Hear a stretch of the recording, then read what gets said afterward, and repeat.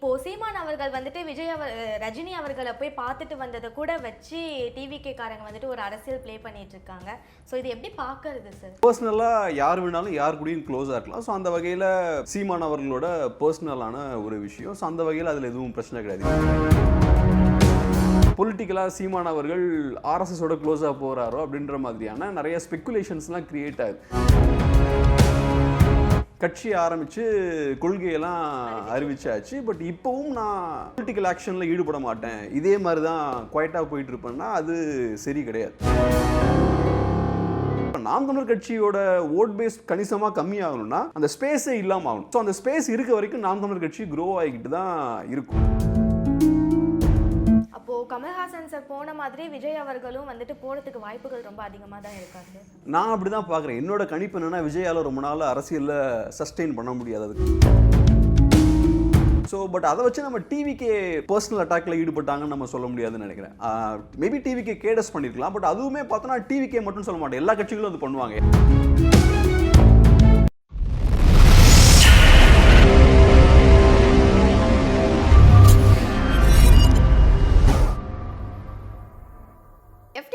நேயர்களுக்கு வணக்கம். இன்னைக்கு நம்ம கூட கேப்ரியல் சார் தான் இருக்காரு. தமிழ்நாட்டு அரசியல்ல என்னென்னலாம் குளறுபடி ஆகுது, இன்னைக்கு நிலைமை என்ன அப்படின்ற பல தகவல்களை இன்னைக்கு அவரோட கேட்டு தெரிஞ்சுக்கலாம். வணக்கம் சார். வணக்கம். எப்படி இருக்கீங்க சார்? நல்லா இருக்கேன், நீங்க எப்படி இருக்கீங்க? ரொம்ப நல்லா இருக்கேன் சார். சார் என்னதான் சார் நடக்குது? யாருமே வந்துட்டு நட்பு ரீதியான ஒரு மீட்டிங் கூட வச்சுக்க முடியாது, அதுவுமே வந்து விமர்சனத்துக்கு தான் உள்ளாக்கப்படும் அப்படின்ற மாதிரி இப்போ சீமான் அவர்கள் வந்துட்டு ரஜினி அவர்களை போய் பார்த்துட்டு வந்ததை கூட வச்சு டிவிகே காரங்க வந்துட்டு ஒரு அரசியல் ப்ளே பண்ணிட்டு இருக்காங்க. ஸோ இது எப்படி பார்க்கறது சார்? அதான் இப்போ ஒன்று என்னென்னா, பர்சனலாக யார் வேணாலும் யார் கூடயும் க்ளோஸாக இருக்கலாம். ஸோ அந்த வகையில் ஒரு ஆர்எஸ்எஸ்காரரோடையும் பிஜேபிக்காரரோடையும் பர்சனலாக க்ளோஸாக இருக்கிறது ஒன்றும் பிரச்சனை இல்லை. பர்சனலாக போய் விசிட் பண்ணுறதுலையும் ஒரு ப்ராப்ளம் கிடையாது. ஸோ அது சீமான் அவர்களோட பர்சனலான ஒரு விஷயம். ஸோ அந்த வகையில் அதில் எதுவும் பிரச்சனை கிடையாது. இப்போ எனக்குமே நிறையா ரைட் விங் ஃப்ரெண்ட்ஸ்லாம் இருக்காங்க. ஸோ அவங்களோட நானும் க்ளோஸாக இருக்கிறதால என்னோட பொலிட்டிக்ஸ் வந்து ரைட் விங் கிடையாது. எனக்குன்னு தனி அரசியல் இருக்கும், அவங்களுக்குன்னு தனி அரசியல் இருக்கும். ஸோ அதில் ஒன்றும் பிரச்சனை கிடையாது. அதே போல் இப்போ ரஜினி அவர்களை பொறுத்தளவில் ஒரு காலத்தில் அவர் பொலிட்டிக்கல் ஆக்டிவாக இருந்தார். பொலிட்டிக்கல் ஆக்டிவாக இருக்கும்போது சீமான் அவர்கள் ரொம்ப ஸ்ட்ராங்காக அவர் அப்போஸ் பண்ணார். அப்போ தேவை இருந்தது, ஏன்னா ஐடியாலஜிக்கலாக கருத்து முரண்பாடு இருந்ததுனால அப்போஸ் பண்ண வேண்டிய தேவை இருந்தது. இப்போ ரஜினி அவர்கள் பொலிட்டிக்ஸ்லேருந்து வெளில போயாச்சு. ஸோ இனிமேல் அப்போஸ் பண்ண வேண்டிய அவசியம் கிடையாது. ஸோ இப்போ மீட் பண்ணுறதால அதனால எதுவும் பிரச்சனை வருன்றது எனக்கு ஏற்புடைய ஒரு விஷயமா இல்லை. மூணாவதாக பொலிட்டிக்ஸில் எப்போவுமே எப்படின்னா, இவர் போய் அவர் சந்திக்கிறாரு, ஸோ சந்திக்கிறதால அவரோட அரசியல் இவர் ஏற்றுக்கிறாரா அப்படின்ற மாதிரி நம்ம பார்க்க தேவையில்லை. பொலிட்டிக்ஸை பொறுத்தளவில் ஒரு அரசியல்வாதியோட செயல்பாடு எப்படி இருக்குன்னு தான் நம்ம பார்க்கணும். ஸோ இப்போ ரஜினி அவர்களை சந்திக்கிறதாலேயே சீமான் அவர்கள் வந்து ஒரு ஆர்எஸ்எஸ் ஐடியாலஜி ஏற்றுக்கிறாருன்னு நம்ம சொல்ல முடியாது. சீமான் அவர்கள் என்ன மாதிரியான அரசியலை கையில் எடுக்கிறாரு, அவரோட செயல்பாடு என்னவா இருக்குது, நாம் தமிழர் கட்சியோட செயல்பாடு என்னவா இருக்குது, அதை தான் நம்ம பார்க்கணும். ஸோ அதில் ஏதோ ஒரு வகையில் ஆர்எஸ்எஸோட க்ளோஸாக போகிறாங்க அப்படின்னா நம்ம டெஃபினட்டாக அதை வந்து கொஸ்டின் பண்ணலாம். இப்போ ரீசெண்டாக கூட நாம் தமிழர் கட்சி வந்து ஒரு அறிக்கையை வெளியிட்டிருந்தாங்க. அதானி இஷ்யூ இருக்குது இல்லையா, நியூயார்க் கோர்ட்டில் இண்டக்ட்மெண்ட் கொடுத்துருக்காங்க இல்லையா. ஸோ அதெல்லாம் பற்றி ஸ்ட்ராங்கான ஒரு அறிக்கை வந்து வெளியிட்டிருக்காங்க. தமிழ்நாட்டில் பெருசாக எந்த கட்சிகளும் அதை பற்றி பேசலை. பிஎம்கே பேசியிருக்காங்க, சீமான் அவர்களும் ஸ்ட்ராங்கான ஒரு அறிக்கையை வெளியிட்டிருக்காங்க. ஸோ அதெல்லாம் ஆக்ஷனை வச்சு பார்க்கும்போது அவங்க பிஜேபியை ஸ்ட்ராங்காக அப்போஸ் பண்ணிட்டு தான் இருக்காங்க. பட் இதில் எங்கே சிக்கல் வருதுன்னு பார்த்தோம்னா, ஒன்று ரவீந்திரன் துரைசாமி அவர்கள் ஓப்பனாக அவர் ஆர்எஸ்எஸோட க்ளோஸாக இருக்கிற ஒரு இண்டிவிஜுவலாக அவர் தன்னை வந்து ப்ரொஜெக்ட் பண்ணிக்கிறாரு. அதே போல் சீமான் அவர்களும் அந்த மீட்டிங் முடிஞ்சதுக்கப்புறம் அரசியல் பேசணும்னு அவர் சொல்கிறார். ஸோ இந்த விஷயத்தையும் வச்சு இந்த ரெண்டு விஷயத்தையும் அவங்க கனெக்ட் பண்ணும்போது மேபி பொலிட்டிக்கலாக சீமான் அவர்கள் ஆர்எஸ்எஸோட க்ளோஸாக போகிறாரோ அப்படின்ற மாதிரியான நிறைய ஸ்பெக்குலேஷன்ஸ்லாம் கிரியேட் ஆகுது. பட் அகெயின் இந்த விஷயம் இருந்தாலும் நம்ம என்டிகேவோட பொலிட்டிக்ஸை தான் பார்க்கணும். ஸோ பொலிட்டிக்கலாக அவங்க எந்த டைரக்ஷனில் போகிறாங்க அப்படின்றது தான் முக்கியம். Okay sir. இப்போது வந்துட்டு எல்லாரும் கேட்குற ஒரு விஷயம் என்ன அப்படின்னா, விஜய் அவர்கள் வந்துட்டு எப்போ கிரவுண்ட் பாலிட்டிக்ஸ்க்கு வருவார்? எப்பயுமே ஆன்லைன் பாலிட்டிக்ஸே வச்சிட்டு இருக்காரு. ஏன்னா இப்போ சென்னையிலேயே நிறைய இஷ்யூஸ் இருக்குது. லைக் எடுத்துக்கிட்டோம் அப்படின்னா வேளச்சேரி ஆக்கிரமிப்பு, திருவேற்காடு இஷ்யூ, இந்த மாதிரி ஏகப்பட்டது இருக்கும்போது இன்னும் அவர் அறிக்கை மூலிமா மட்டுமே பேசிகிட்டு இருக்காரு. எப்போ கிரவுண்ட் பாலிட்டிக்ஸ் வருவார் அப்படின்றத எல்லாரோட ஏக்கமாக இருக்குது. ஸோ எப்போ சார் வருவார்? அதான் அவர்கிட்ட தான் நம்ம கேட்கணும். பட் முக்கியமான விஷயம் என்னென்னா, விஜய் அவரோட அரசியல் என்ட்ரியே நம்ம ஏற்கனவே பேசியிருக்கோம். அதுவே கொஞ்சம் ஆக்வர்டாக தான் இருக்குது. ஒன்று ரொம்ப லேட்டாக உள்ளே வராரு. இப்போ 1.5 வருஷம் தான் எலெக்ஷனுக்கு இருக்குது, இப்போ உள்ளே வராரு. இப்பவும் அவர் இன்னொரு படமும் பண்ணிட்டு இருக்காருன்னு நினைக்கிறேன். ஸோ அவர் இன்னொரு படமும் ரிலீஸ் ஆக போகுது, எலெக்ஷனுக்கு முன்னாடி இன்னொரு படமும் ரிலீஸ் ஆக போகுது. ஸோ அவர் அரசியலை எந்த அளவுக்கு சீரியஸாக எடுக்கிறார் அப்படின்ற விஷயம் நமக்கு தெரியல. ரெண்டாவது அவரோட ட்ராக் ரெக்கார்டு எடுத்து நம்ம பார்க்கும்போது ஒரு 30 இயர்ஸாக அவர் ஃபிலிம் இண்டஸ்ட்ரியில் இருக்கார், நிறைய படங்கள்லாம் பண்ணியிருக்காரு. பொலிட்டிக்கலாக அவர் ஆக்டிவாக இருந்தது கிடையாது, பொலிட்டிக்கலாக அவர் பெருசாக மக்களுக்காக எதுவும் பண்ணது கிடையாது. மக்கள் பிரச்சனைகள்லாம் வரும்போது அதில் ஸ்ட்ராங்கான ஸ்டாண்டெல்லாம் எடுத்து மக்களோட நின்னது கிடையாது. ஸோ அவரோட வரலாறு திரும்பி பார்க்கும்போது வரலாற்று ரீதியாகவும் அவருக்கு பெரிய அரசியல் நிலைப்பாடெல்லாம் இருந்தது கிடையாது. இப்போ கட்சி ஆரம்பிச்சாச்சு, கட்சி ஆரம்பித்து கொள்கையெல்லாம் அறிவிச்சாச்சு. பட் இப்போவும் நான் பொலிட்டிக்கல் ஆக்ஷனில் ஈடுபட மாட்டேன், இதே மாதிரி தான் குவைட்டாக போயிட்டு இருப்பேன்னா அது சரி கிடையாது. கட்சி ஆரம்பித்ததுக்கப்புறம் ஆக்டிவாக இருக்கணும். ஸோ அந்த விஷயமும் நடக்கலை. நீங்கள் சொன்னது போல் அவர் ஸ்டேஜில் பேசினதுக்கப்புறம் அந்த கொள்கையெல்லாம் அறிவித்தார். அதுக்கப்புறம் அவங்களோட ஆக்டிவிட்டின்னு பார்த்தோன்னா பெருசாக இல்லை. அவங்க கட்சி தொண்டர்களுக்கும் பார்த்தோன்னா அவங்க பெரிய என்ன சொல்கிறது, ஒரு பொலிட்டிக்கல் குரூப் கிடையாது அவங்க. இப்போ திமுகவோ அதிமுகவோ நாம் தமிழர் கட்சி இவங்களெல்லாம் எடுத்துக்கிட்டோம்னா அவங்க பொலிட்டிக்கலாக அவங்களுக்குன்னு ஒரு ஒவ்வொரு இஷ்யூலையும் ஒரு ஸ்டாண்ட் இருக்கும்.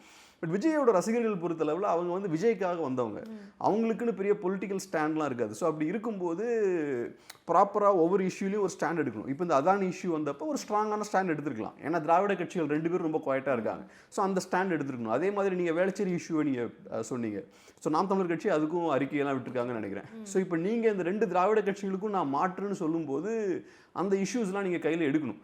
ஸோ இப்போ விஜய் அவர்கள் பெரிய ஒரு சத்தத்தோடு அவர் பொலிட்டிக்கல் கெரியரை லான்ச் பண்ணுறாரு. லான்ச் பண்ணதுக்கப்புறம் ரொம்ப குவைட்டாக இருக்கார். ஸோ இப்போ இது வந்து நிறைய டவுட்ஸை வந்து கிரியேட் பண்ணுது. அவரோட இன்டென்ஷன் என்ன, நிஜமாவே பொலிட்டிக்ஸில் சீரியஸான பொலிட்டிஷியனாக உள்ள என்ட்ராகணுன்ற நோக்கத்தோடு தான் உள்ளே வராரா, இல்லைன்னா அதுக்கு முன்னாடி கமல்ஹாசன் பண்ணார், வந்தார் ஒரு 3-4% ஓட்ஸை பிரித்தார், அதுக்கப்புறம் என்னானாருன்னே தெரில. ஸோ அந்த மாதிரி ஏதாவது நடக்க போகுதா அப்படின்ற டவுட்ஸை வந்து கிரியேட் பண்ணுது. அதான் சார், அடுத்தது இதுதான் கமல்ஹாசன் சார் வந்தப்போ வந்துட்டு சீமானோட ஓட்டு பேங்க் வந்துட்டு காலி ஆகிடும் அப்படின்ற மாதிரி கலவையான விமர்சனங்கள் வச்சுட்டு இருந்தாருங்க. இப்போ அவங்க போனதுக்கப்புறம் விஜய் அவர்கள் வந்துட்டாரு. ஸோ இப்போவும் வந்துட்டு விஜய் வந்துட்டாரு. ஸோ இப்போ வந்துட்டு சீமானோட ஓட்டு பேங்க் கலையறதுக்கு வாய்ப்பு இருக்குது அப்படின்னு சொல்கிறாங்க. ஸோ வாய்ப்பு இருக்கா சார்? அப்படி அந்த மாதிரி ஓட் பேங்க்லாம் போயிரும்லாம் நான் பார்க்கல. இப்போ தமிழ் நேஷ்னலிசம் அப்படின்ற ஒரு ஐடியாலஜி பார்த்தோம்னா இப்போ இந்த லாஸ்ட் ஒரு 10 இயர்ஸ் தான் நல்லா க்ரோ ஆகிருக்கு. 2010 வரைக்கும் பார்த்தோம்னா தமிழ்நாட்டில் தமிழ் நேஷ்னலிஸ்ட் பார்ட்டிஸால் க்ரோ ஆகவே முடியல. நிறைய தமிழ் நேஷ்னலிஸ்ட் பார்ட்டிஸ் வந்து சின்ன சின்ன கட்சிகளாக ஆரம்பித்தாங்க, பட் அவங்களால பெருசாக க்ரோ ஆக முடியல. சீபா ஆதித்யநாத் அவர்களாக இருக்கலாம், மாப்போசி அவர்களாக இருக்கலாம், சம்பத் அவர்களாக இருக்கலாம், இவங்கெல்லாம் கட்சிகள் ஆரம்பித்தாங்க. பட் அவங்களால திராவிட கட்சிகளை மீறி தமிழ் தேசியத்தை வந்து கொண்டு போக முடியல. சம்பத் அவர்கள் காங்கிரஸோட போய் இணைஞ்சார், அப்புறம் ஆதித்யநாத் அவர்களும் மாப்போசி அவர்களும் திமுகவில் போய் இணைஞ்சிட்டாங்க. பட் 2010க்கு அப்புறம் பார்த்தோன்னா அந்த ட்ரெண்டு மாறுது. திமுகனால தமிழ் தேசிய கட்சிகளை வந்து உள்வாங்க முடியல, திமுகவாலையும் திராவிட அமைப்புகளாலையும் உள்வாங்க முடியல. ஸோ அவங்களெல்லாம் மீறி தமிழ் தேசிய கட்சி பார்த்தோன்னா நாம் தமிழர் கட்சி வேகமாக வளர ஆரம்பிக்குது. 2016 24 வரைக்கும் கன்சிஸ்டண்ட்டாக க்ரோ ஆகிருக்கு. 1%லேருந்து 8% ஓட்டாக இன்க்ரீஸ் ஆகிருக்கு. ஸோ இப்போ இது எதை காட்டுதுன்னா தமிழ்நாட்டில் தமிழ் தேசிய சித்தாந்தத்துக்கான அந்த ஸ்பேஸ் வந்து இருக்குது, அந்த ஸ்பேஸ் வந்து கிரியேட் ஆகுது. ஸோ அந்த ஸ்பேஸ் இருக்கிறனால தான் இந்த கட்சி வந்து வேகமாக வளருது. ஸோ 2010 வரைக்கும் வளர முடியல, அதுக்கப்புறம் இப்போ வளருதுன்னா சொசைட்டியில் அந்த ஐடியாலஜிக்கான ஸ்பேஸ் கிரியேட் ஆகுது. அந்த ஸ்பேஸை நாம் தமிழர் கட்சி நல்லா எஃபெக்டிவாக அவங்க யூஸ் பண்ணுறாங்க.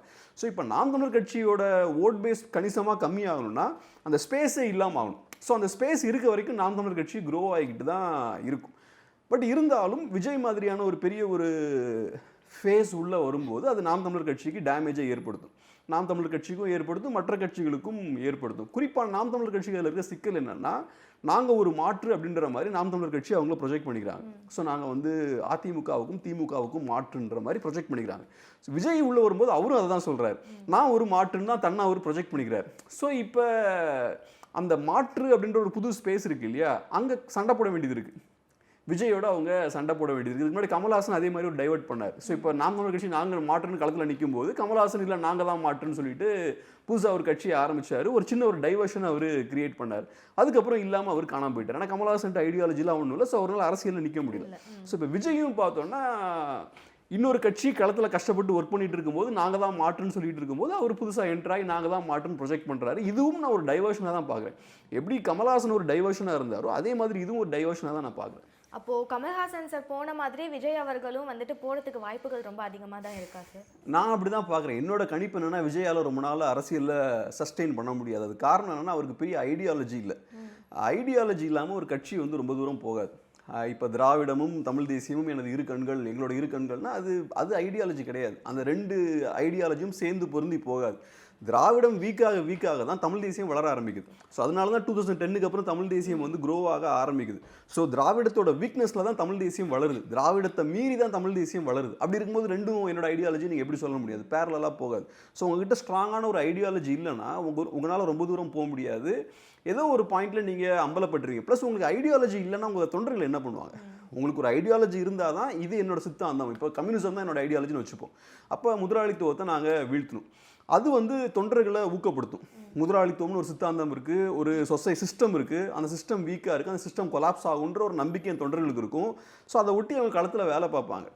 இப்போ உங்களுக்கு சித்தாந்தமே இல்லைன்னா உங்கள் தொண்டர்கள் என்ன பண்ணுவாங்க? ப்ளஸ் ஆல்ரெடி உங்கள் தொண்டர்கள் வந்து எல்லாம் ஃபேன்ஸ், அவங்களால களத்தில் இறங்கி ஸ்ட்ராங்காக ஒர்க்கும் பண்ண முடியாது. ஸோ இந்த பிரச்சனைகள்லாம் இருக்கிறனால மேபி ஒரு 2 எலெக்ஷனில் அவங்க இம்பாக்ட் ஏற்படுத்தலாம். இந்த ஃபர்ஸ்ட் எலெக்ஷனில் டெஃபினட்டாக நல்ல இம்பாக்ட் ஏற்படுத்துவாங்க. என்னோட நம்பிக்கை என்னன்னா டெஃபினட்டாக ஒரு 5 to 8-10% வரைக்கும் வருவாங்கன்னு நினைக்கிறேன். ஸோ அது பெரிய இம்பாக்டாக தான் இருக்கும். பட் அதுக்கப்புறம் அவங்களால சஸ்டெயின் பண்ண முடியாது. ஓகே சார், இப்போ டிவிகே வந்துட்டு இன்னும் ஒரு எலெக்ஷனை கூட நேராக சந்திக்கல. இப்படி இருக்க நிலையிலே உட்கட்சி உள்ளேயே வந்துட்டு நிறையா பிரச்சனைகள்லாம் போயிட்டு இருக்கு அப்படின்னு சொல்லிட்டு சொல்றாங்க. என்ன சார், இவங்க நிஜமாலுமே வந்துட்டு அரசியலில் வந்துட்டு ஒரு மாற்றத்தை ஏற்படுத்தணும் அப்படின்றதுக்காக இருக்காங்களா, இல்லை விஜய் வந்துட்டு ரொம்ப ஃபெமிலியரான ஃபேஸஸ், ஸோ அவரை வச்சு நாம கொஞ்சம் க்ரோ ஆயிக்கலாம் அப்படின்றதுக்காக இந்த ஒரு பிளேலாம் பண்ணிட்டு இருக்காங்களா சார்? டிவிகேக்கு உள்ள உட்கட்சி பிரச்சனை இருக்குன்றீங்களா? ஸோ என்ன பொறுத்தளவில் அப்படி பெரிய உட்கட்சி பிரச்சனைகள் வந்து டிவிகேவை இம்பாக்ட் பண்ணணும்னு தோணல. எப்போ உட்கட்சி பிரச்சனை வரும்னா, இப்போ அதிமுகவில் திமுகக்குள்ள மற்ற கட்சிகளெல்லாம் உட்கட்சி பிரச்சனை ஏன் வருதுன்னா, அங்கே நிறைய லேயர்ஸ் இருக்கும். செகண்டரி லெவல் லீடர்ஸ் இருப்பாங்க, தேர்ட் லெவல் லீடர்ஸ் இருப்பாங்க.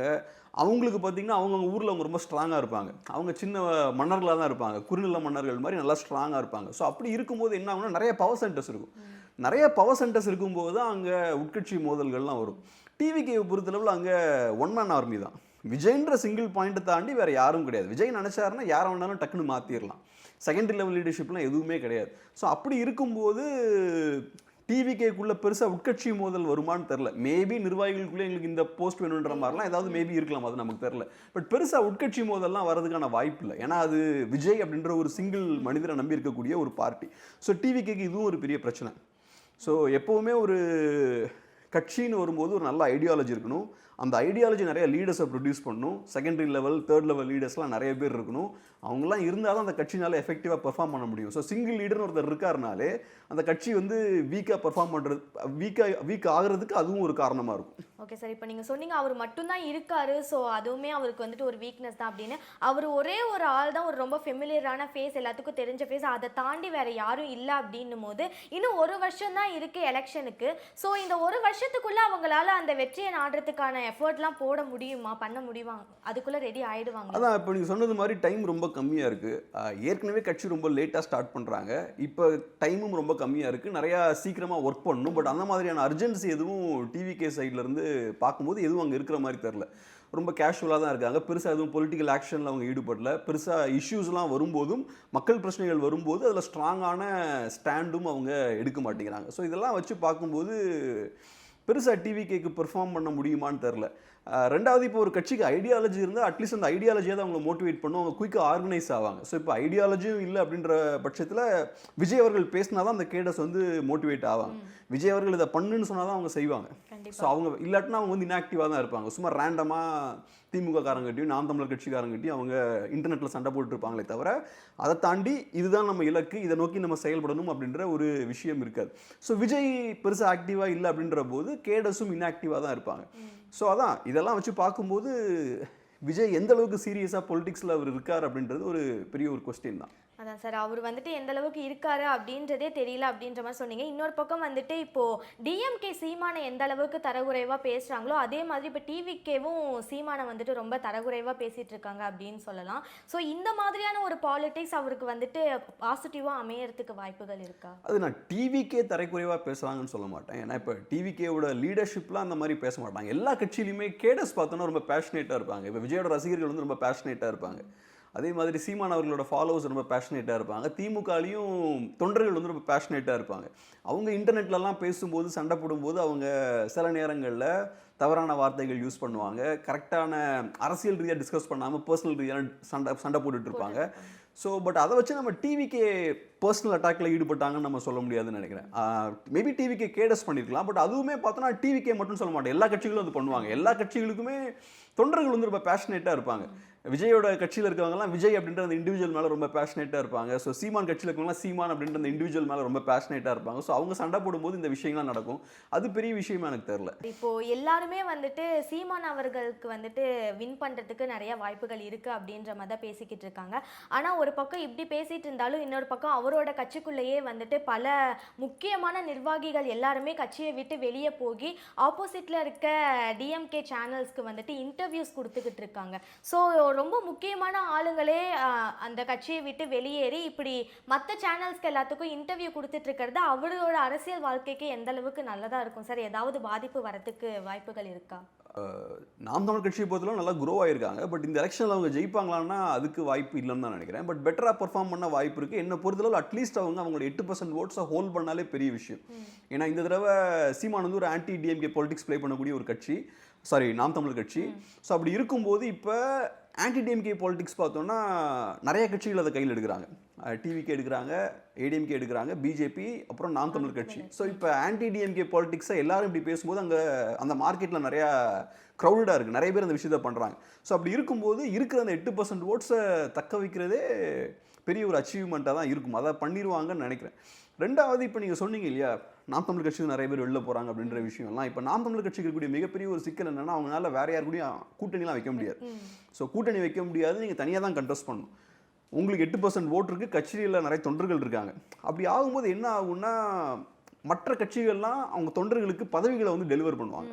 இப்போ சின்ன கட்சிகள் கூட எடுத்துப்போம், விசிகான்னு எடுத்துப்போம், இல்லைனா எம்டிஎம்கேன்னு எடுத்துப்போம், கம்யூனிஸ்டுகளாக இருக்கலாம், காங்கிரஸாக இருக்கலாம். அவங்களுக்கு கூட பார்த்தோன்னா எம்எல்ஏஸ் அவங்க கையில் இருப்பாங்க, எம்பிஸ் இருப்பாங்க. ஸோ இந்த மாதிரி பதவிகள் கைக்கு வரும்போது கட்சி தொண்டர்களுக்கும் ஏதோ ஒரு வகையில் பெனிஃபிட்ஸ் போய் சேரும். ஸோ அந்த வகையில் கட்சி தொண்டர்கள் வந்து ஹாப்பியாக இருப்பாங்க. ஸோ நாம் தமிழ் கட்சிக்கு 8% ஓட்டு இருந்தாலும், கட்சியில் ஏகப்பட்ட தொண்டர்கள் இருந்தாலும் இந்த மாதிரியான பதவிகளை வந்து அவங்களால டெலிவர் பண்ண முடியல. அவங்களால எம்பி சீட்ஸோ எம்எல்ஏ சீட்ஸோ வின் பண்ண முடியல. ஸோ இது வந்து அந்த கவர்மெண்ட் அப்படின்ற அந்த பொறுப்புகள் இருக்கு இல்லையா, அதுலேருந்து அவங்க நாம் தமிழ் கட்சிக்காரங்களுக்கு பெரிய பெனிஃபிட் எதுவுமே வராது. ஸோ இப்போ நாம் தமிழ் கட்சிக்காரங்களை பொறுத்தளவில் அவங்கள ஹோல்ட் பண்ணி வச்சிருக்கிற ஒரே விஷயம் என்னென்னா ஐடியாலஜி. இந்த தமிழ் தேசியத்துக்காக நம்ம நிற்கணும் அப்படின்றதுக்காக நிற்கிறாங்க. நமக்கு பவர் கிடைக்கலனாலும் அதிகாரம் கிடைக்கலனாலும் ஐடியாலஜிக்காக நிற்போம் அப்படின்ற மாதிரி நிற்கிறாங்க. சில நேரங்களில் என்ன ஆகும்னா, சின்ன வயசில் ஐடியாலஜிக்கலாக ஸ்ட்ராங்காக ஒருத்தர் இருப்பார். ஆனால் வயசாக டயர்டாகிடுவார். ஒரு 10 வருஷமாக நான் பேசிக்கிட்டே இருக்கேன், ஆனால் எதுவும் பெருசாக நடக்கலை, பதவியை பிடிக்க முடியல, அதிகாரத்துக்கு வர முடியல அப்படின்னா ஒரு டிமோட்டிவேட் ஆவார். அதுக்கப்புறம் அவர் வெளியே போகிறதுக்கான வாய்ப்பு இருக்குது. ஸோ இப்போ நாம் தமிழ் கட்சிக்கு சிக்கலைன்னா அவங்க காம்ப்ரமைஸும் ஆக முடியாது, வேற ஒரு திராவிட கட்சியோட கூட்டணி வைக்க முடியாது. அட் த சேம் டைம் தொண்டர்களையும் மோட்டிவேட்டடாக வைக்கணும். இது டஃப்பான ஒரு ஜாப். ஸோ இதை ஓரளவுக்கு அவங்க செஞ்சாலும் ஒரு சைடில் வெளில போகிறதுக்கு வாய்ப்பும் இருக்குது. ஸோ சில பேர் கொஞ்சம் வெளியும் போவாங்க. பட் அதை தாண்டி ஓவராலாக நம்ம ஏற்கனவே பார்த்த அளவில் பார்ட்டி க்ரோ தான் ஆகிட்டு இருக்கு. 1%லேருந்து 8% தான் ஆயிருக்கு. ஸோ அப்போ 10 பேர் வெளியே போகிறாங்கன்னா 100 பேர் உள்ளே வராங்கன்னு அர்த்தம். ஸோ அந்த வகையில் அவங்க பெட்டராகவும் பெர்ஃபார்ம் பண்ணுறாங்கன்னு நம்ம பார்க்கலாம். இன்னொரு சைடில் டிஎம்கே மேபி இதை எஃபெக்டிவாக யூஸ் பண்ணலாம். ஸோ கொஞ்சம் பேர் அதிருப்தியாக இருக்காங்க, அவங்கெல்லாம் வெளியே போகும்போது மீடியாவில் அதுக்கு நிறைய கவரேஜ் கொடுக்குறது, வெளியே போகிறவங்க எல்லாத்தையும் இன்டர்வியூ பண்ணுறது. ஸோ ப்ரோ திமுக மீடியா வந்து பார்த்தோன்னா இந்த இஷ்யூவை பெருசாக ஹைப் பண்ணுறாங்க. இதை ஹைப் பண்ணும்போது மேபி நாம் தமிழர் கட்சி கிராக் ஆகிட்டு இருக்கு, பிரேக் ஆகிட்டு இருக்கு, எல்லாரும் வெளில போயிட்டு இருக்காங்க அப்படின்ற ஒரு இமேஜ் கிரியேட் பண்ண அவங்க ட்ரை பண்ணுறாங்க. பட் அதை தாண்டி அந்த அளவுக்கு பெரிய டேமேஜ் அங்கே இருக்குன்னு எனக்கு தோணல. இதுக்கு முன்னாடி எவ்வளோ பேர் வெளில போயிருப்பாங்களோ அதே மாதிரி தான் இப்பயும் போவாங்கன்னு நினைக்கிறேன். ஓகே சார், அப்போ வந்துட்டு நீங்கள் சொன்னீங்க 4 பேர் வெளியே போனாங்கன்னா 100 பேர் வந்துட்டு உள்ளே சேர்றாங்க, அப்படி தான் இருக்குது, க்ரோ ஆகிட்டு தான் இருக்குது அப்படின்னு சொன்னீங்க. அப்படி இருக்கும் போதும் சோஷியல் மீடியாலையும் சரி எல்லா இடங்கள்லையும் வந்துட்டு ரொம்ப வீக்காக இருக்குது கட்சி அப்படின்ற மாதிரி, நாம் தமிழர் கட்சி வீக்காக இருக்குன்ற மாதிரி ப்ரொஜெக்ட் பண்ணிக்கிட்டு இருக்காங்க. அண்ட் இந்த இன்டர்வியூஸ்லாம் போயிட்டுருக்கு. ஸோ இது எல்லாமே வந்துட்டு டிஎம்கேவோட ஒரு பிளானாக எடுத்துக்கலாமா? அதான் இப்போ பேசிக்கலாக என்னென்னா, நிறைய பேர் சொல்கிற விஷயம் என்னென்னா 8லேருந்து 4 வந்துருவாங்க. ஸோ நாம் தமிழ் கட்சி ஒரு 4% ஓட்ஸ் இந்த தடவை இழப்பாங்கன்ற மாதிரிலாம் சொல்கிறாங்க. அது காரணம் வந்து டிவிகே என்டிகே ஓட்ஸ்லாம் ஸ்ப்ளிட் பண்ணுறதுக்கான வாய்ப்பு இருக்குது, ப்ளஸ் என்டிகேக்குள்ளேயும் ப்ராப்ளம் இருக்குன்னுலாம் சொல்கிறாங்க. இது எந்த அளவுக்கு உண்மைன்னு எனக்கு தெரில. நாம் தமிழர் கட்சிக்காரங்கிட்ட நான் பேசும்போது அவங்க இதெல்லாம் உண்மை கிடையாது, கட்சி ஓரளவுக்கு ஸ்ட்ராங்காக ஹோல்ட் பண்ணி தான் வச்சுருக்காங்க, பெருசாக யாரும் வெளில போகலன்ற மாதிரி தான் சொல்கிறாங்க. ஸோ இதுக்கு நம்ம வெயிட் பண்ணி தான் பார்க்கணும். எலெக்ஷன் ரிசல்ட்ஸ் வந்தால் நமக்கு தெரியும். இது எல்லாமே கணிப்பு தான். ஸோ அதனால் இதை பேஸ் பண்ணி மட்டுமே நம்ம சொல்ல முடியாது. ரெண்டாவது, நான் ஃபஸ்ட்டே சொன்னது மாதிரி நாம் தமிழர் கட்சிக்குன்னு ஒரு ஸ்பேஸ் இருக்குது. ஏன்னா தமிழ் தேசிய சித்தாந்தத்துக்கு ஒரு ஸ்பேஸ் கிரியேட் ஆயிருச்சு. ஸோ அந்த ஸ்பேஸ் காணாமல் போகாது. அப்புறம் இன்னொரு விஷயம் என்னென்னா, நாம் தமிழர் கட்சிக்காரங்க வெளியே போனாலுமே அவங்க வந்து ப்ராப்பரான தமிழ் தேசியவாதிகள் தான். ஸோ அந்த நாம் தமிழர் கட்சி பலவீனம் ஆனாலுமே அவங்க நிறைய தமிழ் தேசியவாதிகளை உருவாக்கி வச்சுருக்காங்க இல்லையா, அவங்க களத்தில் இருந்துட்டு தான் இருப்பாங்க. இப்போ கோயம்புத்தூர்லாம் கொஞ்சம் பேர் பார்த்தோன்னா நாம் தமிழர்லேருந்து டிஎம்கேல போய் சேர்ந்தாங்க. பட் அவங்களெல்லாம் நம்ம தமிழ் தேசியவாதிகளாகவே கன்சிடர் பண்ண முடியாது. ஸோ ஒரு ப்ராப்பரான ஒரு தமிழ் தேசியவாதி இன்னொரு திராவிட கட்சியில் போய் சேர மாட்டார். ஸோ அவங்களெல்லாம் பெரிய தமிழ் தேசியவாதிகளாக கன்சிடர் பண்ண முடியாது. பட் ஓவராலாக தமிழ் தேசியத்துக்கு ஒரு ஸ்பேஸ் இருக்குது, அது ஹோல்ட் ஆகும் தான் நான் பார்க்குறேன். ஓகே சார், இப்போ இருக்க காலகட்டத்துக்கு நாம் தமிழர் கட்சியில் இருக்கவங்கலாம் இந்த மாதிரி ஒரு மூவை எடுத்தால் நல்லா இருக்கும், இன்னும் அவங்கள வந்துட்டு இன்னும் ரீச் பண்ணிக்கலாம் அப்படின்னு சொன்னால் எந்த மாதிரி அவங்க செயல்பட்டால் இன்னும் ரீச் எடுக்கிறதுக்கு வாய்ப்புகள் இருக்குது சார்? ஒரு விஷயம் என்னென்னா, அவங்களோட பார்ட்டியை வந்து கொஞ்சம் ரீஸ்ட்ரக்சர் பண்ண வேண்டிய தேவை இருக்கலாம் அப்படின்ற மாதிரி பார்க்குறேன். செகண்டரி லெவல், டெர்ஷரி லெவல் லீடர்ஸ்லாம் கொண்டு வர வேண்டியிருக்கும். இப்போ சீமான் அப்படின்ற ஒரு இண்டிவிஜுவல் வந்து ஃபோக்கஸ் ஆகிறார். நிறைய செகண்டரி லெவல் லீடர்ஸ் இருக்காங்க, நல்லா ஸ்டேஜ்லலாம் பேசுகிறாங்க. பட் அது வந்து ஒரு ஸ்ட்ரக்சர்டாக அந்த மாதிரி கொண்டு வரணும். செகண்டரி லெவல் லீடர்ஸ் இருக்காங்கன்னா அவங்க கையில நிறைய பவர்ஸ் இருக்கணும், அதுக்கு கீழே இருக்கவங்களுக்கும் பவர்ஸ் இருக்கணும். ஸோ அந்த மாதிரியான ஒரு சிஸ்டம் கொண்டு வந்தால் மேபி பெட்டராக இருக்கலாம். அது போக இன்னும் நான் இது வந்து கொஞ்சம் பெரிய முக்கியமான விஷயம்னு நான் சொல்ல வரல. பட் அவங்களோட பாலிசிஸ்லேயும் ஸ்டாண்ட்லேயுமே கூட சில இடங்கள் எனக்கு மாற்று கருத்து இருக்குது. ஸோ அதெல்லாம் டிஸ்கஸ் பண்ணலாம். இப்போ ஃபார் எக்ஸாம்பிள் அவங்க போன எலெக்ஷனில் வந்து விவசாயத்துக்கு அதிகமான முக்கியத்துவம் கொடுத்தாங்க. ஸோ நான் என்ன சொல்லுவேன்னா, யூஸ்வலாக ஒரு பொருளாதாரம் எடுத்துப்போமே, நல்லா வளர்ந்த நாடுகள் எல்லாமே பார்த்தீங்கன்னா அவங்கெல்லாம் அக்ரிகல்ச்சர் பேஸ்ட் எக்கானமிஸாக இருக்க மாட்டாங்க. இப்போ அமெரிக்காவாக இருக்கலாம், ஆஸ்திரேலியாவாக இருக்கலாம், ஜப்பானாக இருக்கலாம், யூரோப்பியன் கண்ட்ரீஸாக இருக்கலாம். அங்கெல்லாம் பார்த்தோன்னா விவசாயிகளோட பாப்புலேஷன் கம்மியாக இருக்கும். மோஸ்ட்லி இண்டஸ்ட்ரியலைஸ்டு எக்கானமிஸாக இருக்கும். 97% மக்கள் பார்த்தோன்னா அவங்க எல்லாமே இண்டஸ்ட்ரீஸை சார்ந்திருப்பாங்க. ஒரு 3% 4% மக்கள் தான் விவசாயிகளாக இருப்பாங்க. ஸோ அப்படி இருக்கும்போது இன்றைக்கி தமிழ்நாட்டில் வந்து நிறைய பேர் படிச்சுட்டு இருக்காங்க. நிறைய பேர் படித்து வெளியே வரும்போது நமக்கும் நிறைய இண்டஸ்ட்ரீஸ் தேவை.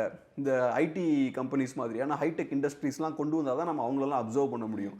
பட் இதெல்லாம் நான் ஒரு பெரிய பிரச்சனையாக பார்க்கல. இதெல்லாம் எப்போனா நாம் தமிழ் கட்சி பவருக்கு வந்ததுக்கப்புறம் தான் இதெல்லாம் இஷ்யூ ஆகும். ஸோ தமிழ் தேசியம் வென்றதுக்கு அப்புறம் தான் இதெல்லாம் இஷ்யூ ஆகும். ஸோ இந்த மாதிரியான என்னோட கணிப்பு என்னென்னா, படித்த யங்ஸ்டர்ஸ்க்கு ஏற்ற மாதிரியான ஒரு பாலிசி அவங்க ஃப்ரேம் பண்ணியிருந்தாங்கன்னா இன்னும் கொஞ்சம் கூட அவங்க பெட்டராக பெர்ஃபார்ம் பண்ணியிருப்பாங்களோ அப்படின்ற ஒரு பார்வை கூட எனக்கு உண்டு. ஸோ இதெல்லாம் கூட கொஞ்சம் சரி பண்ணலாம்.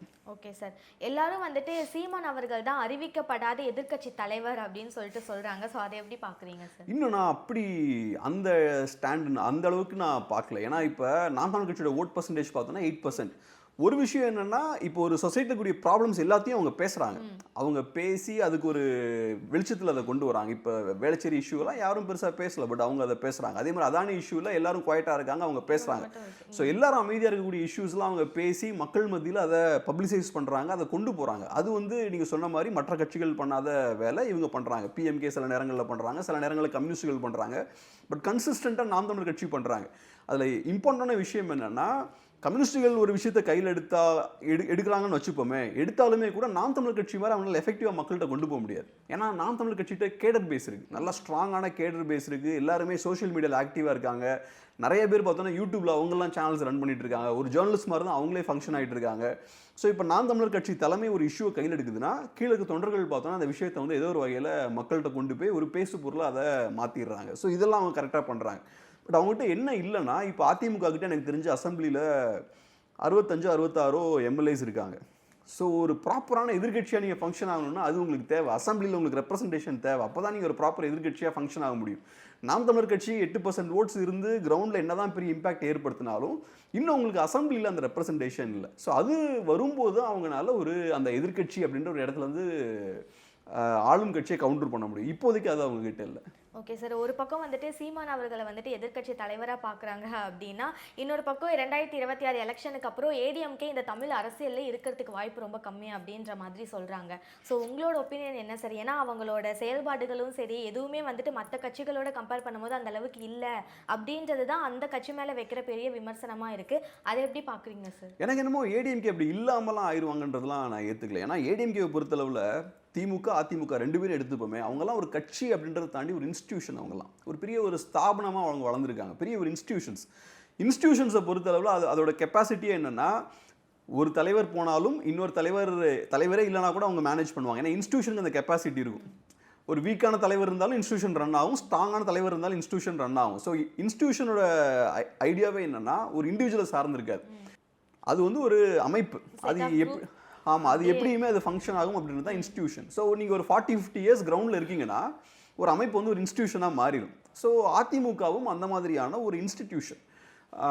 ஸோ அதிமுக வந்து அப்படி இந்த எலெக்ஷனில் இல்லாமல் ஆயிடுவாங்கன்னு நான் பார்க்கல. பட் அதிமுக வேகமாக பலவீனப்பட்டுக்கிட்டே இருக்காங்க. போன எலெக்ஷன்லேயே அவங்க இந்த லோக்சபா எலெக்ஷன்லேயே அவங்களால பெருசாக பெர்ஃபார்ம் பண்ண முடியல, அவங்களோட ஓட் ஷேர்லாம் கம்மியாகிட்டே இருக்குது. அதே மாதிரி இந்த எலெக்ஷனில் இன்னும் கொஞ்சம் கூட மோசமாக பெர்ஃபார்ம் பண்ணுவாங்கன்னு தான் பார்க்குறேன். ஏன்னா நம்ம ஏற்கனவே பார்த்தது போல் ஆன்டி டிஎம்கே ஓட்ஸ் வந்து 4 வேயாக ஸ்ப்ளிட் ஆகுது. ஸோ அப்படி 4 வேயாக ஆன்டி டிஎம்கே ஓட் ஸ்ப்ளிட் ஆகும்போது பாஜகவும் திமுக எதிர்த்து பேசிகிட்டு இருக்காங்க, நாம் தமிழர் கட்சியும் அதே தான் பண்ணுறாங்க, விஜயும் அதை தான் பண்ணுறாரு, அதிமுகவும் அதான் பண்ணுறாங்க. ஒரு 15 இயர்ஸ் முன்னாடி அதிமுக மட்டும்தான் அந்த வேலையை பார்த்துட்டு இருந்தாங்க. இப்போ 4 பேர் இந்த விஷயத்த பண்ணுறாங்க, திமுக எதிர்த்து களத்தில் 4 பேர் அரசியல் பண்ணுறாங்க. ஸோ இப்போ இவங்கெல்லாம் ஓட்ஸை வந்து பிரிக்க போகிறாங்க. இது வந்து அதிமுகவுக்கு பெரிய ஒரு பாதிப்பை ஏற்படுத்தும். ஓவரால் திமுக எதிர்ப்பு அரசியல் அப்படின்ற அந்த வாக்கு வங்கி இருக்குல்ல, அது எக்ஸ்பேண்ட் ஆகிருக்கு. அது எக்ஸ்பேண்ட் ஆனாலும் அந்த அரசியலை கையில் எடுக்கிறதுக்கு நிறைய கட்சிகள் இருக்காங்க. ஸோ அந்த வகையில் இந்த கட்சிகளோடலாம் அதிமுக போட்டி போடணும், அது ரொம்ப கஷ்டமான ஒரு விஷயம். ஸோ அந்த வகையில் அதிமுக அவங்களோட ஓட்ஸை வந்து இழப்பாங்க அப்படின்ற மாதிரி தான் நான் பார்க்குறேன். பட் அந்த கட்சி வாக்குகளை இழந்தாலும் அதிமுக நிறைய இடங்களில் ரொம்ப ஸ்ட்ராங்காக தான் இருக்காங்க. ஸோ அந்த ஏரியாஸ்லாம் அவங்க ஹோல்ட் பண்ணி வச்சுப்பாங்க. அதிமுக கட்சி இல்லாமலாம் டெஃபினட்டாக ஆயிடாது, பட் டெஃபினட்டாக இன்னும் கொஞ்ச நாள் அவங்க வந்து கிரவுண்டில் ஸ்ட்ராங்காக தான் இருப்பாங்க. இதுவுமே என்னோட கணிப்பு தான், அதிமுக மோசமாக பெர்ஃபார்ம் பண்ணுவாங்கன்றது. நம்ம எலெக்ஷன் ரிசல்ட்ஸை நம்ம பார்க்கணும். ஓகே சார், இப்போ நீங்கள் சொன்ன மாதிரி எடுத்துக்கிட்டாலும் அவங்க கட்சி மொத்தமாக போயிடாது, ஓரளவுக்கு பல இடங்களில் ஸ்டாண்ட் எடுப்பாங்க அப்படின்னு சொல்கிறீங்க. அப்போ இந்த எலெக்ஷனுக்கு அப்புறமேட்டு ஒரு நல்ல எதிர்கட்சியாவோ இல்லைன்னா வந்துட்டு வின் பண்ணுறதுக்கோ எந்த அளவுக்கு சாத்தியக்கூறு இருக்குது சார் அதிமுகவுக்கு? அதான் இப்போ ஒரு நல்ல நீங்கள் எதிர்கட்சியாக இருக்கணும்னா நீங்கள் ஸ்ட்ராங்காக பெர்ஃபார்ம் பண்ணணும். இப்போ அதிமுகனால ஏன் நல்ல எதிர்கட்சியாக இருக்க முடியலன்னா அவங்களால ஸ்ட்ராங்காக கிரவுண்டில் பெர்ஃபார்ம் பண்ண முடியல, அவங்களோட லீடர்ஷிப்பில் நிறைய பிரச்சனைகள் இருக்குது, கட்சிக்குள்ளே இன்டர்னல் ப்ராப்ளம்ஸ்லாம் இருக்குது. ஸோ இதெல்லாம் தாண்டி அவங்க திமுகவை அப்போஸ் பண்ணணும். உங்கள் கையில் வெறும் 20% ஓட் தான் இருந்ததுன்னா அவங்களால ஸ்ட்ராங்கான எதிர்கட்சியாக இருக்க முடியாது.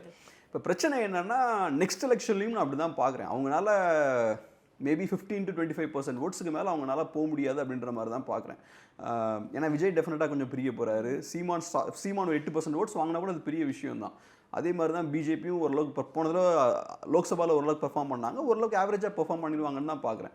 ஸோ இப்படிப்பட்ட ஒரு சூழல் இருக்கும்போது அதிமுகவுக்கு பெருசாக அவங்களோட ஓட் ஷேரை இன்க்ரீஸ் பண்ண முடியாது. உங்களோட ஓட் ஷேரை நீங்கள் இன்க்ரீஸ் பண்ணலனாலே நீங்கள் வீக்கான எதிர்கட்சியாக தான் இருப்பீங்க. ப்ளஸ் இப்போ அதிமுக இருக்கக்கூடிய மிகப்பெரிய சிக்கல் என்னென்னா மக்கள் அதிமுக தான் திமுகவுக்கு எதிரான கட்சி அப்படின்றத நம்பணும். அது நம்பினா தான் மக்கள் அவங்களுக்கு ஓட் போடுவாங்க. ஸோ இந்த எலெக்ஷனில் நீங்கள் தோத்துட்டீங்கன்னா மக்களுக்கு அந்த நம்பிக்கை உங்கள் மேலே போயிடும். ஸோ நம்ம அதிமுகவுக்கு வாக்களிக்கிறதால ஏதாவது பிரோஜனம் இருக்கான்னு அவங்க யோசிப்பாங்கல்ல. திமுகவை வீழ்த்தணும்னா வாக்களிக்கிறாங்க, பட் இவங்களுக்கு வாக்களிக்கிறதால திமுகவை வீழ்த்த முடியுமா அப்படின்னு கேட்கும்போது அது டவுட் தான் அப்படின்னு வந்துச்சுன்னா அதிமுக வாக்காளர்கள் அங்கேருந்து வெளியே போகிறதுக்கு வாய்ப்பு இருக்குது. ஸோ அந்த மாதிரியான ஒரு சூழல் ஏற்பட்டால் நாம் தமிழர் கட்சி மாதிரியான கட்சிகளுக்கு இன்னும் கொஞ்சம் கூட பெனிஃபிஷியலாக இருக்கும் ஃபியூச்சரில். ஓகே சார், இப்போ இந்த 2026 எலெக்ஷனை எப்படி ப்ரிடிக்ட் பண்ணுறதுனே தெரியல சார். ஏன்னா ஒரு பக்கம் வந்துட்டு தேசிய கொள்கைகள்னு பேசுகிறாங்க, இன்னொரு பக்கம் தமிழ் தேசியம்னு இருக்காங்க, நடுவில் வந்துட்டு ரெண்டையுமே சேர்ந்து நான் வந்துட்டு கையாளுறேன் அப்படின்னு சொல்லிட்டு இருக்காங்க. ஸோ இந்த மாதிரி மிக்ஸ்டாக இருக்கும்போது இந்த 2026 எலெக்ஷன் எப்படி போகும் அப்படின்றதே தெரியலன்ட்டு சொல்கிறாங்க சார். ஸோ உங்களோட பார்வையில் அது எப்படி இருக்குது சார்? நான் எப்படி பார்க்குறேன்னா இன்னும் அந்த நரேட்டிவ் வந்து திராவிடம் வர்சஸ் தமிழ் தேசியம்ன்ற மாதிரி இன்னும் அந்த நரேட்டிவ் மாறலன்னு நான் பார்க்குறேன். இப்போதைக்கு வந்து அதிமுக வர்சஸ் திமுக அப்படின்ற மாதிரி தான் இருக்குது. ரெண்டுமே திராவிட கட்சிகள் தான். ஸோ சித்தாந்த ரீதியாக பார்க்கும்போது திராவிட கட்சிகளுக்கு இடையே நடக்கக்கூடிய போட்டி தான். நான் இப்போவும் எப்படி பார்க்குறேன்னா அதிமுக தான் செகண்ட் பிகஸ்ட் பார்ட்டி. ஸோ அந்த வகையில் திமுகவை அப்போஸ் பண்ணுறதுக்கு முக்கியமான எதிர்கட்சினா அது வந்து அதிமுக தான். பட் அதை தாண்டி நீங்கள் சொன்னது போல் இப்போ புதுசாக இன்னொரு பிளேயர் வந்திருக்காரு. அவர் வந்து திராவிடம் தமிழ் தேசியம் ரெண்டையுமே அவர் உள்ளே கொண்டு வராரு. அப்படி ஒரு சித்தாந்தம் கிடையாது. ஸோ விஜய் இப்படி சொல்கிறாருன்னா அவருக்கு எந்த சித்தாந்தமுமே இல்லை அப்படின்றது தான் அர்த்தம். ஸோ இப்போதைக்கு களம் வந்து அதிமுக திமுக தான் நினைக்கிறேன். அதான் சார், இந்த மாதிரி கலவையா இருக்கும்போது எதன் பக்கம் போறது, எது வந்துட்டு நிற்கும் அப்படின்றதே தெரியல அப்படின்னு சொல்றாங்க. ஸோ அதனால தான் சார் எந்த ஒரு விஷயம் வந்துட்டு கரெக்டாக போகும் அண்ட் இந்த ஒரு கட்சி வந்துட்டு சிங்கிள் மெஜாரிட்டியில் வின் பண்ணும் அப்படின்ட்டு எதை எதிர்பார்க்குறீங்க? என்னோட நம்பிக்கை என்னன்னா இந்த எலெக்ஷனை பொறுத்தளவில் சிங்கிள் மெஜாரிட்டின்னு யாருக்கும் கிடைக்காது. இது வந்து ஒரு கூட்டணி தான். திமுகனாலையும் சிங்கிள் மெஜாரிட்டிலாம் வாங்க முடியாது. இப்போ ரீசெண்டாக சிபிஐஎம் ஸ்டேட் செக்ரட்டரி பேசினார், கூட்டணி இல்லாமல் திமுகனால ஜெயிக்க முடியாதுன்றது. அது உண்மை. திமுக ஸ்ட்ராங்காக இருக்கலாம், அதெல்லாம் இருக்கலாம், பட் வந்து கூட்டணி இல்லாமல் ஜெயிக்க முடியாது. அதே மாதிரி காங்கிரஸ் பார்ட்டிலையும் பேசியிருக்காங்க. ஸோ அதனால் சிங்கிள் மெஜாரிட்டின்னு யாருக்கும் வராது. பட் நான் எப்படி பார்க்குறேன்னா எந்த வகையில் இந்த எலெக்ஷன் வந்து ஒரு யூனிக்கான எலெக்ஷனாக இருக்கும்னு நான் பார்க்குறேன்னா இப்போ தமிழ்நாட்டில் ஒரு ஸ்டேட்டஸ் கோ இருக்குது, ஒரு சமநிலை இருக்குது. ஒரு தடவை அதிமுக வருவாங்க, இன்னொரு தடவை திமுக வராங்க, அப்படி மாற்றி மாற்றி வருவாங்க. இது வந்து ஒரு ஸ்டேட்டஸ்கோ மெயின்டைன் ஆகுது. இந்த ஸ்டேட்டஸ்கோ டிஸ்டர்ப் ஆகிறதுக்கான வாய்ப்பு இருக்குது. இப்போ திமுக இன்னொரு தடவை ஜெயிச்சாங்கன்னு வச்சுப்போமே, அப்படி ஜெயிக்கிறதுக்கு அவங்களுக்கு வாய்ப்பு இருக்குது. ஏன்னா ஆன்டி டிஎம்கே ஓட் ஸ்பிளிட் ஆகிறனால மேபி திமுக ஜெயிக்கிறதுக்கான வாய்ப்பு இருக்குது. அப்படி திமுக ஜெயிச்சாங்கன்னா அந்த ஸ்டேட்டஸ்கோ டிஸ்டர்ப் ஆகும். அதிமுக ரொம்ப பலவீனப்படுவாங்க. மக்களுக்கு அதிமுக மேல இருக்க நம்பிக்கை வந்து போறதுக்கான வாய்ப்பு இருக்கு. ஸோ அப்போ அதிமுக வாக்காளர்கள்லாம் வெளியே போறதுக்கான வாய்ப்பு இருக்கு. ஸோ அப்போ வந்து இந்த ஸ்டேட்டஸ்கோ டிஸ்டர்ப் ஆகிறதுக்கு வாய்ப்பு இருக்கு. திமுக அதிமுகன்னு ஒரு சமநிலை கிரியேட் ஆயிருக்குல்ல, அது டிஸ்டர்ப் ஆகிறதுக்கு வாய்ப்பு இருக்கு. அது டிஸ்டர்ப் ஆனால் தமிழ்நாட்டு பொலிட்டிக்ஸில் ஃபியூச்சரில் ஒரு சேஞ்ச் வரதுக்கான வாய்ப்பு இருக்கு. திராவிட அரசியல் அப்படின்ற அந்த இதை தாண்டி வேற டைரக்ஷனில் போகிறதுக்கான வாய்ப்பு இருக்கு. ஸோ அந்த வகையில் இது ஒரு யூனிக்கான எலெக்ஷனாக இருக்கலாம்னு பார்க்குறேன். சரி, இந்த ஒரு எலெக்ஷனில் வந்துட்டு இந்த ஒரு கட்சி வந்துட்டு கீ ரோல் ப்ளே பண்ணும் அப்படின்னா எந்த கட்சி எடுத்துக்கலாம் சார்? இந்த ஒரு கட்சி கீ ரோல் ப்ளே பண்ணும்னா எதுன்னு எனக்கு தெரியல. பட் வந்து நான் என்னோட கணிப்பு என்னன்னா, திமுக மற்ற கட்சிகளை விட ஸ்ட்ராங்காக இருக்காங்களோ அப்படின்ற மாதிரி நான் பார்க்குறேன். அது திமுக ரொம்ப பலமாக இருக்கிறனால ஸ்ட்ராங்காக இருக்காங்கன்னு நான் சொல்ல வரல. எப்படின்னா திமுகவுக்கு சூழல் ரொம்ப கரெக்டாக இருக்குது. எதிர்கட்சிகள்லாம் ரொம்ப வீக்காக இருக்காங்க. ப்ளஸ் ஆன்டி டிஎம்கே ஓட்ஸும் ஸ்பிளிட் ஆகிருக்கிறனால திமுக ஸ்ட்ராங்காக இருக்காங்க. ஸ்ட்ராங்காக இருக்கிற மாதிரியான ஒரு தோற்றம் இருக்குது. அதிமுக வீக்காக இருக்காங்க. அதே மாதிரி ஆன்டி டிஎம்கே ஓட்ஸும் பார்த்தோன்னா சாலிடாக ஸ்பிளிட் ஆகிருக்கு. ஸோ இதெல்லாம் சேர்ந்து திமுகவுக்கு ஒரு கம்ஃபர்டபுளான ஒரு ஸ்பேஸை கிரியேட் பண்ணியிருக்கு. ஸோ ஒரு கட்சியாக திமுக வீக்காக இருந்தாலும் எலெக்ஷனில் அவங்க பெட்டராக பர்ஃபார்ம் பண்ணுறதுக்கான வாய்ப்பு இருக்குது. ஏன்னா திமுகவோட எதிரிகள் வீக்காக இருக்காங்க, அவங்களுக்கு எதிரான வாக்குகளும் ஸ்பிளிட் ஆகிருக்கு. ஸோ அந்த வகையில் ஒரு சின்ன அட்வான்டேஜ் வந்து திமுகவுக்கு இருக்குன்னு நினைக்கிறேன். ஸோ இப்போதைக்கு பார்க்கும்போது ஸ்ட்ராங்கஸ்ட் பார்ட்டி அவங்க அப்படின்ற மாதிரி எனக்கு தோணுது. ப்ளஸ் இப்போ டிவிகேவோட பெர்ஃபார்மன்ஸ் வந்து இந்த எலெக்ஷனில் நம்ம பார்க்கணும். அது ஒரு இன்ட்ரெஸ்டிங்கான ஒரு விஷயம். டிவிகே எவ்வளவு வாங்க போகிறாங்க வாக்குகள். ஏன்னா ஒரு சைடில் சொல்லப்படுற விஷயம் என்னென்னா, பெருசாக அவங்க பெர்ஃபார்ம் பண்ண மாட்டாங்க, 4-5% தான் வாங்குவாங்கன்ற மாதிரி சொல்கிறாங்க. ஏன்னா எப்போவுமே தமிழ்நாட்டில் நம்ம அந்த ஓட்ஸ் வந்து எப்படி ஸ்ப்ளிட் ஆகுதுன்னு பார்த்தோம்னா, இந்த கம்யூனிட்டி வைஸ்லாம் ஓட்ஸ் வந்து வரதெல்லாம் நம்ம பார்க்க முடியும். ஸோ ஒவ்வொரு டிஸ்ட்ரிக்ட்லையும் பார்த்தோம்னா இந்த கம்யூனிட்டி அவங்களுக்கு ஓட் போடுவாங்க, இந்த மாதிரிலாம் இருக்கும். இப்போ கமல்ஹாசனுக்கே பார்த்தோம்னா அவர் வந்து பிராமின் மெஜாரிட்டி ஏரியாவில் நல்லா பெர்ஃபார்ம் பண்ணியிருக்காரு. ஸோ ஏதோ அவரோட அடையாளம் வந்து கிரவுண்டில் வந்து ஒர்க் ஆகுது. அந்த மாதிரியான ஓட்ஸ்லாம் அவர் கேட்கல, பட் இருந்தாலும் கிரவுண்டில் அப்படி ஒர்க் ஆகிருக்கு. ஸோ இந்த பேஸில் பார்க்கும்போது விஜயால் எப்படி பெர்ஃபார்ம் பண்ண முடியும் அப்படின்ற ஒரு கேள்வி இருக்குது. அப்புறம் இன்னொரு சைடில் சொல்கிற விஷயம் என்னென்னா, விஜய் ஒரு பெரிய ஸ்டார். ஸோ கமல்ஹாசனால் ஒரு 4-5% வாங்க முடியுதுன்னா விஜயால் கமல்ஹாசன் 3-4% வாங்குறாருன்னா விஜயால் டெஃபினட்டாக ஒரு 8-10% வாங்கலான்றாங்க. ஸோ எப்படி ஒர்க் ஆகும்னு தெரில. ஸோ விஜயோட பெர்ஃபார்மன்ஸை நம்ம பார்க்கணும். அது ஒரு இன்ட்ரெஸ்டிங்கான ஒரு விஷயமா இருக்கும். ப்ளஸ் நான் இன்னும் எனக்கு இன்ட்ரெஸ்டிங்கான ஒரு விஷயம் என்னென்னா, சீமானோட நாம் தமிழர் கட்சி எப்படி பெர்ஃபார்ம் பண்ணுன்றது பார்க்கணும். அவங்க ஒரு 8% ஓட்ஸை ஹோல்ட் பண்ணாலே பெரிய விஷயம்தான். அதை தாண்டி அவங்க ஒரு 1-2% இன்க்ரீஸ் ஆகிறாங்கன்னா மிகப்பெரிய அச்சீவ்மெண்ட்டாக இருக்கும் அது அவங்களுக்கு. ஸோ அதுவும் ஒரு கீயான ஒரு விஷயம். விஜய் வந்துட்டு ஒரு 8% ஓட்டு ரொம்ப ஈஸியாக வந்துடும், அந்த அளவுக்கு வந்துரும்னு எதிர்பார்க்குறீங்க. பட் சீமான் அவர்களுக்கு வந்துட்டு அந்த 8% ஓட்டு வரதே வந்துட்டு பெரிய விஷயம் அப்படின்ற மாதிரி பேசுனீங்கல்ல. ஸோ அவங்க ரெண்டு கட்சியை கம்பேர் பண்ணும்போது அவருக்கு அது பெரிய விஷயம், ஆனால் இவருக்கு ரொம்ப ஈஸியாக வந்துடும் அப்படின்ற அந்த டிஃப்ரென்ஷியேட் எப்படி பண்ணுறீங்கன்ட்டு கேட்குறேன். இப்போ நான் விஜய்க்கு வந்து ஈஸியாக 8% ஓட்டு வரும்னு சொல்லல. நான் எப்படி சொல்கிறேன்னா, ஒரு 5-10% வரலான்னு சொல்ல வரேன். இப்போ கம்மியாக விஜய்க்கு ஓட்டு வரும்னு சொல்கிறாங்கல்ல, அவங்க என்ன சொல்கிறாங்கன்னா, தமிழ்நாட்டில் ஒரு சோஷியல் கட்டமைப்பு இருக்குது, அதை பேஸ் பண்ணி தான் விஜய்க்கு ஓட்டு வரும். ஸோ விஜய் ஒரு பெரிய ஸ்டாராக இருக்கனால அதெல்லாம் ஓட்ஸாக கன்வெர்ட் ஆகாது. நாளைக்கு ரஜினி வந்து எலெக்ஷன் நின்னாருன்னா ஓட்டெல்லாம் கன்வெர்ட் ஆகாது. இங்கே ஒரு சோஷியல் ஸ்ட்ரக்சர் இருக்குது, அதில் வந்து வர்க்கம் இருக்கும், சாதி இருக்கும், அதெல்லாம் பேஸ் பண்ணி தான் ஒரு கட்சிக்கு வந்து ஓட்டு வரும் அப்படின்ற மாதிரி சில பேர் சொல்கிறாங்க. அதில் உண்மையும் இருக்குது. திமுக அதிமுக அதை பேஸ் பண்ணி தான் அவங்க வாக்குகளை வந்து வாங்குறாங்க. அதை தாண்டி இன்னொரு ஆர்கியூமெண்ட் என்னென்னா, விஜய்க்கு ஒரு 9-10% ஓட்ஸும் வரலாம், ஏன்னா அவர் ஒரு பெரிய ஸ்டார்ன்ற ஆர்கியூமெண்ட்டும் வைக்கிறாங்க. இது ஒரு ஆர்கியூமெண்ட் தான், நம்ம கையில் எந்த டேட்டாவும் கிடையாது. நம்ம ஏன்னா எதுவும் சர்வேலாம் நம்ம எதுவுமே எடுக்கல. ஸோ ஒன்று இந்த எக்ஸ்ட்ரீம், இன்னொரு அந்த எக்ஸ்ட்ரீம் எப்படி வருது நமக்கு தெரியாது. ஸோ விஜய் கண்டெஸ்ட் பண்ணும்போது தான் அவரோட ஆக்சுவல் ஒர்த் என்னன்னு தெரியும். ஸோ இதை தான் நம்ம வந்து சொல்கிறோம். இப்போ சீமானை பொறுத்தளவில் அவர் வந்து கருத்தியல் ரீதியாக ஒரு ஐடியாலஜியை முன் வச்சு நாம் தமிழர் கட்சி க்ரோ ஆகிறாங்க. ஸோ 2016 இப்போ வரைக்கும் ஒவ்வொரு பர்சண்ட்டாக க்ரோ ஆகிருக்காங்க. எப்பவும் நீங்கள் ஒரு நல்ல ஒரு கருத்தை முன்வைக்கும் போது அப்போ நீங்கள் வந்து பண பலத்தை எதிர்த்து சண்டை போட வேண்டியிருக்கும், இங்கே இருக்கக்கூடிய அரசியல் பலத்தை எதிர்த்து சண்டை போட வேண்டியிருக்கும். நீங்கள் வந்து டக்குன்னுலாம் க்ரோ ஆகிட முடியாது. ஸ்லோவாக தான் அவங்க க்ரோத் இருக்கும். 1% அவங்க ஒவ்வொரு வருஷமும் வளர்ந்துருக்காங்க. இப்போ 8% வந்திருக்காங்க. பட் நான் எப்படி பார்க்குறேன்னா, நான் ஒரு பாயிண்ட்டை தாண்டினதுக்கப்புறம் க்ரோத் வந்து ரேப்பிடாக இருக்கும் அப்படின்ற மாதிரி தான் பார்க்குறேன். இப்போ லெட்ஸே நாம் தமிழர் கட்சி வந்து ஒரு 15% ஓட்ஸ் டச் பண்ணுறாங்கன்னு வச்சுப்போம். அப்போ மக்களுக்கு கான்ஃபிடன்ஸ் வந்துடும். நம்ம வந்து தைரியமாக நாம் தமிழர் கட்சிக்கு ஓட்டு போடலாம், ஓட்டு போட்டால் அவங்க திமுகவை வீழ்த்துவாங்கன்ற ஒரு நம்பிக்கை வரும். ஸோ அப்போ ஒரு ஜம்ப் வரதுக்கான வாய்ப்பு இருக்குது. ஆனால் அவ்வளோ தூரம் போகிறது வந்து ஒரு கஷ்டமான விஷயம், அது ஈஸி கிடையாது. சார் இப்போ விஜய் வந்துட்டு நிறைய எதுக்கு வந்துட்டு எல்லாமே பேசுறாரா அப்படின்னாலும் அவர் எல்லாமே ஆன்லைன்ல தான் பண்ணிட்டு இருக்காரு. ஒரு ஒரு ஒரு ப்ராப்பரா மக்களை போய் சந்திக்கிறதோ இல்லை வந்துட்டு ப்ரெஸ் மீட் கொடுக்கறதோ இந்த மாதிரி விஷயங்கள்லாம் பண்ண மாட்டாரு. அவர் அப்படியே இந்த மோடி அவர்களை மாதிரியே பண்றாரு அப்படின்ற மாதிரி இருக்கு. அவர் எப்பதான் சார் ப்ரெஸ் மீட் கொடுப்பாரு? ஒரு ப்ரெஸ் மீட் கொடுக்குறது வந்து டஃப்பான ஒரு விஷயம். இப்போ 1-to-1 இன்டர்வியூனா கூட ஒருத்தர் உங்களை கேள்வி கேட்பாரு, ஓரளவுக்கு ஹேண்டில் பண்ணிடலாம். ஸோ இப்போ இந்த பத்திரிகையாளர் எப்படின்னு நமக்கு ஓரளவுக்கு தெரியும், அவர்கிட்ட வரக்கூடிய கேள்விகள்லாம் ஓரளவுக்கு நம்ம டீல் பண்ணிடலாம். ப்ரெஸ் மீட்ன்றது பார்த்தோன்னா ஒரு 20-30 பத்திரிகையாளர்கள் உங்கள்கிட்ட அட் டைமில் நிறைய கேள்விகள் கேட்பாங்க. ஸோ ஒரு ப்ரெஸ் மீட்டை ஹேண்டில் பண்ணணுன்னா உங்களுக்கு நல்ல பொலிட்டிக்கல் நாலேஜ் இருக்கணும். அப்போ தான் நீங்கள் வந்து ப்ரெஸ் மீட்டை ஹேண்டில் பண்ண முடியும். எனக்கு தெரிஞ்சு விஜய் அவர்கள் ஒரு ப்ரெஸ் மீட்டை ஹேண்டில் பண்ணுவாரான்னு என்கிட்ட கேட்டிங்கன்னா அது ரொம்ப டவுட்ஃபுல் தான். நான் ஏதோ அவரை வந்து அண்டர் எஸ்டிமேட் பண்ணுறன்றதெல்லாம் கிடையாது. அவர் பேசின விஷயங்கள்லாம் வச்சு பார்க்கும்போது ப்ரெஸ் மீட் வந்து சும்மா ஸ்டேஜில் பேசுகிற மாதிரி கிடையாது. ஒரு டஃப்பான விஷயம், கொஞ்சம் கடுமையாக கஷ்டமான கொஸ்டின்ஸ்லாம் நிறைய வரும். இப்போ திடீர்னு எப்படி திராவிடமும் தமிழ் தேசியமும் ஒன்று எக்ஸ்பிளைன் பண்ணுங்கன்னு கேட்டால் அதுக்கு விளக்கம் கொடுக்கணும். அம்பேத்கரியம்னு சொல்கிறீங்களே, ஏன் உள்ளே கொண்டு வரீங்க, அதுக்கான தேவை என்ன, தமிழ்நாட்டுக்கு ஏன் அம்பேத்கரியம் தேவை அப்படின்னு கேட்டால் நீங்கள் ஐடியாலஜிக்கலாக அதை எக்ஸ்பிளைன் பண்ணணும். ஸோ இதெல்லாம் எக்ஸ்பிளைன் பண்ணணுன்னா நீங்கள் ஒரு 30 இயர்ஸ் நீங்கள் ஆக்டிவாக இருந்திருக்கீங்க இல்லையா, அப்போ நிறைய ப்ரிப்பேர் ஆகிருந்துருக்கணும். ஐடியாலஜிக்கலாக பொலிட்டிக்கலாக நீங்கள் ப்ரிப்பேர் ஆகிருக்கணும். அப்போ தான் உங்களுக்கு அதெல்லாம் பேச முடியும். ஸோ அந்தளவுக்கு கெப்பாசிட்டி இருக்குமான்ற கேள்வி இருக்குது. அப்புறம் இன்றைக்கி நம்ம பார்த்தோன்னா இன்றைக்கி பொலிட்டிஷியன்ஸே பெருசாக ப்ரெஸ் மீட் கொடுக்குறது இல்லை. முக்கியமான பொலிட்டிஷியன்ஸே பார்த்தோன்னா அவங்க ப்ரெஸ் மீட்லாம் விரும்புறது இல்லை. அதையும் மீறி பத்திரிகையாளர்கள் ஏதாவது கேள்விலாம் கேட்டால் ப்ராப்பராக பதில் சொல்லாமல் கடந்து போகிறது தான் இருக்குது. அதை தாண்டி கொடுக்குற இன்டர்வியூஸ் கூட பார்த்தோன்னா மோஸ்ட்லி எல்லாம் ஃபிக்ஸ்டாக தான் இருக்குது. ஃபிக்ஸ்டுன்னு நம்ம சொல்ல வேண்டாம், அது ரொம்ப கடுமையான வார்த்தையாக இருக்கும். ரொம்ப காட்டமான கேள்விகள்லாம் அரசியல்வாதிகள்கிட்ட வந்து கேட்கப்படுறதில்ல. ரொம்ப சாஃப்டாக அவங்களோட பர்சனல் விஷயங்கள், அவங்களோட ஃபேமிலி, அவங்களோட ஹாபிஸ் இந்த மாதிரி தான் கேட்குறாங்க. ரொம்ப டஃப்பான பொலிட்டிக்கல் கொஸ்டின்ஸ்லாம் கேட்குறதில்ல. ஸோ இன்றைக்கி இருக்கிற சூழலில் பொலிட்டீஷியன்ஸே ப்ரெஸ்ஸை மீட் பண்ண மாட்டேங்கிறாங்க. ஜேர்னலிஸ்ட்டுகளுக்கு பெருசாக பேட்டி, ஹானஸ்டான பேட்டியாக இருக்கணும். அது ஒரு டஃப்பான பேட்டியாக இருக்கணும். ஒரு அரசியல்வாதி வராருன்னா அவர்கிட்ட என்னென்ன கேள்விகள் கேட்கணுமோ எல்லா கேள்வியும் கேட்கணும். அந்த மாதிரியான விஷயங்கள் நடக்கிறது இல்லை. ஸோ அப்படி இருக்கும்போது நம்ம விஜய்கிட்ட இவ்வளோ எதிர்பார்க்குறது அது கொஞ்சம் அதிகம் தான். ஓகே சார், இப்போ நீங்கள் பேசிகிட்டு இருக்கப்போ சொன்னீங்க ஒரு ப்ரெஸ் மீட் வந்துட்டு அட்டென்ட் பண்ணணும் அப்படின்னா அவங்களுக்கு ஏகப்பட்ட பொலிட்டிக்கல் நாலேஜ் இருக்கணும் அப்படின்னு சொன்னீங்க.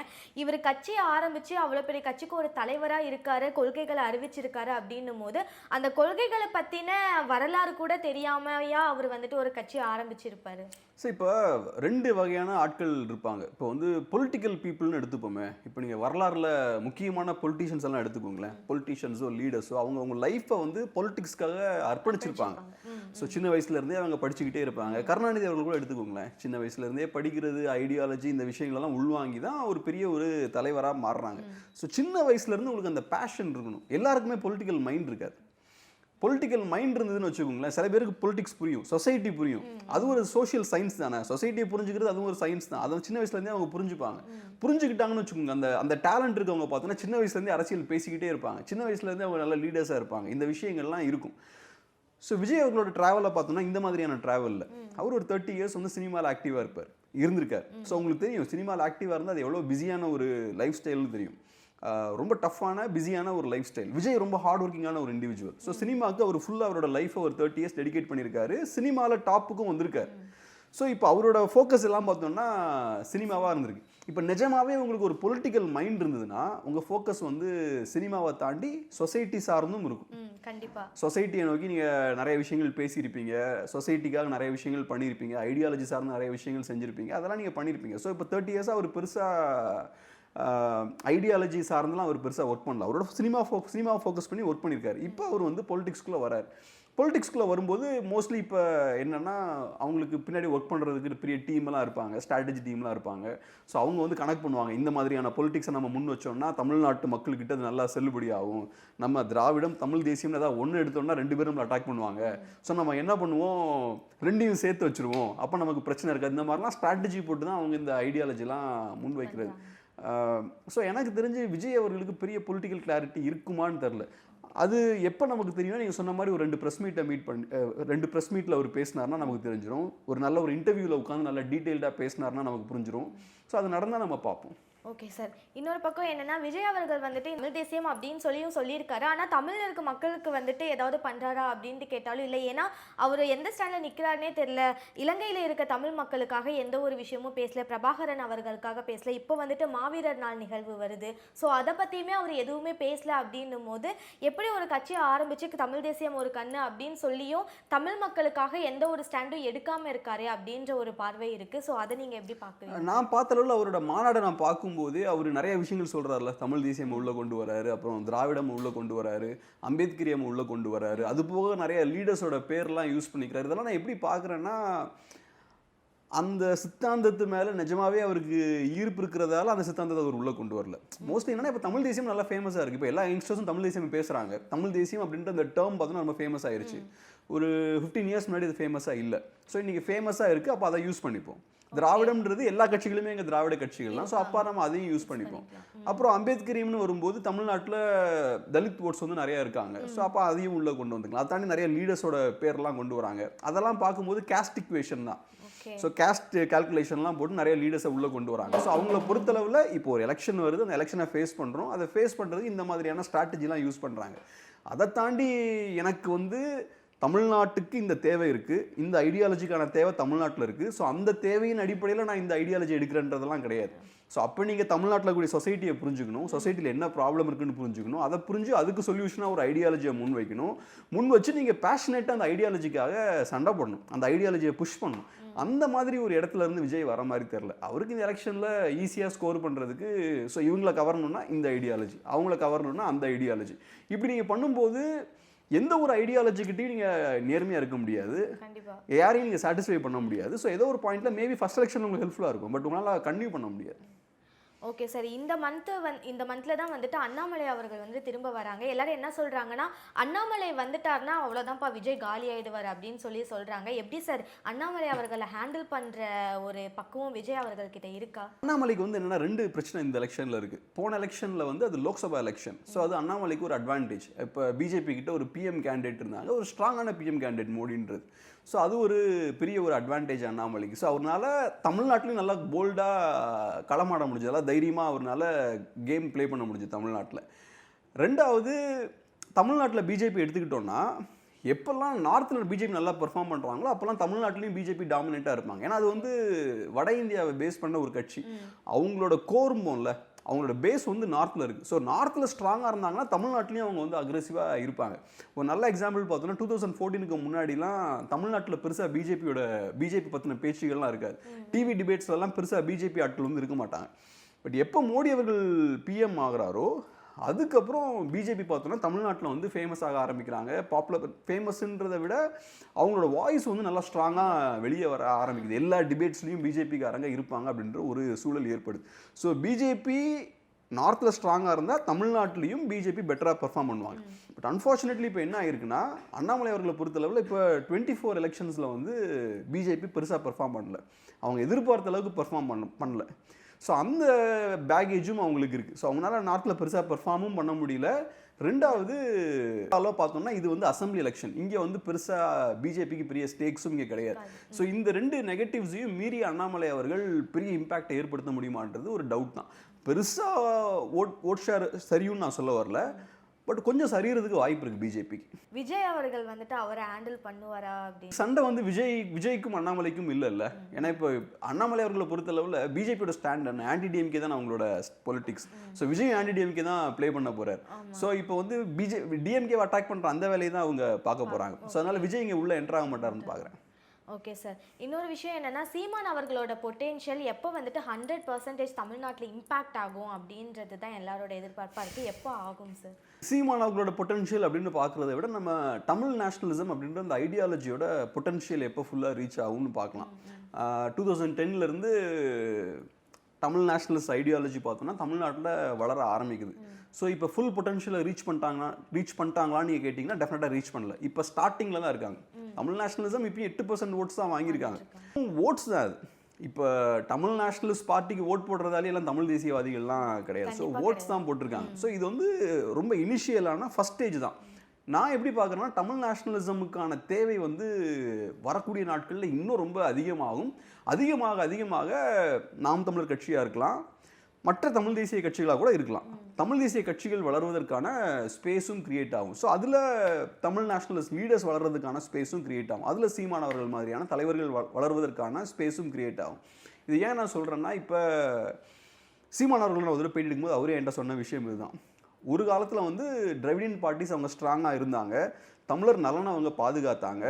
ஸோ ஓரளவுக்கு அவங்க சென்ட்ரல் கவர்மெண்ட்டை கொஸ்டின் பண்ணுறது, அவங்களுக்கு எதிராக அரசியல் பண்ணக்கூடிய கெப்பாசிட்டி அவங்களுக்கு இருந்தது. இன்றைக்கி திராவிட கட்சிகள் வீக்காக தமிழ் தேசிய கட்சிக்கான ஒரு தேவை எழுது. ஸோ தமிழர் நலனை பாதுகாக்கிறதுக்கு புதுசாக ஒரு சித்தாந்தம் தேவைப்படுது அப்படின்ற ஒரு விஷயத்தை வந்து அவர் சொல்லியிருந்தார். ஸோ நான் எப்படி பார்க்குறேன்னா, போக போக அந்த தேவை இன்னும் அதிகமாகும். ஏன்னா திராவிட கட்சிகள் ரொம்ப வீக் ஆகிக்கிட்டே தான் இருக்காங்க. திமுக இன்னைக்கு பார்க்குறதுக்கு ரொம்ப ஸ்ட்ராங்காக இருக்கிற மாதிரி இருக்கலாம் ஓட்ஸை வச்சு பார்க்கும்போது. பட் கிரவுண்டில் அவங்களோட அந்த அமைப்பு வந்து ரொம்ப வீக்காக இருக்குது. முன்னாடி மாதிரி பெரிய பவர்ஃபுல்லான ஸ்பீக்கர்ஸ் இல்லை, பவர்ஃபுல்லான கேடர் பேஸ் இல்லை, பவர்ஃபுல்லான லீடர்ஷிப் இல்லை. ஸோ இதெல்லாம் இல்லாத போது நேச்சுரலாக உங்களால் ஒரு 50 இயர்ஸ்க்கு முன்னாடி திமுக எப்படி ஸ்ட்ராங்காக சென்ட்ரல்லாம் எதிர்த்து அவங்க அரசியல் பண்ணாங்களோ அந்த விஷயத்தை அவங்களால இன்றைக்கி பண்ண முடியாது. அப்படி பண்ண முடியாதுன்ற சூழல் ஏற்படும் போது நேச்சுரலாக மக்கள் என்ன பண்ணுவாங்கன்னா தமிழ் தேசியத்தை நோக்கி போகிறதுக்கான வாய்ப்பு இருக்குது. அது மட்டும் இல்லாமல் நேற்றை விட இன்னைக்கு சென்ட்ரலில் இருக்கக்கூடிய கட்சி இருக்கு இல்லையா, பாஜக பார்த்தோன்னா காங்கிரஸை விட ரொம்ப அக்ரெசிவாக இருக்காங்க. அவங்க மாநிலங்களோட உரிமைகளையும் அதிகமாக பறிக்கிறாங்க, காங்கிரஸை விட அக்ரெசிவாக அதை பண்ணுறாங்க. ஸோ அப்படி பண்ணும்போது ஒன்று இவங்க வீக்காக இருக்காங்க, சென்ட்ரலில் பிஜேபி ஸ்ட்ராங்காக இருக்காங்க. ஸோ இதெல்லாம் வச்சு பார்க்கும்போது தமிழ் நேஷனலிசமுக்கான ஸ்பேஸ் வந்து ஃபியூச்சரில் இன்னும் அதிகமாக கிரியேட் ஆகும். ஓகே சார், 2026 எலெக்ஷன் வந்தால் தான் யார் யார் எந்தெந்த இடத்துல இருக்க, ஓட்டுகள் எப்படி பிரியும் அப்படின்ற ஒரு விஷயமே தெரியும். இவ்வளோ நேரம் அரசியல் ரிலேட்டடாக பல தகவல்களை எங்களோட பரிமாறிக்கொண்டிருக்கிறீர்கள். ரொம்ப நன்றி. நன்றி.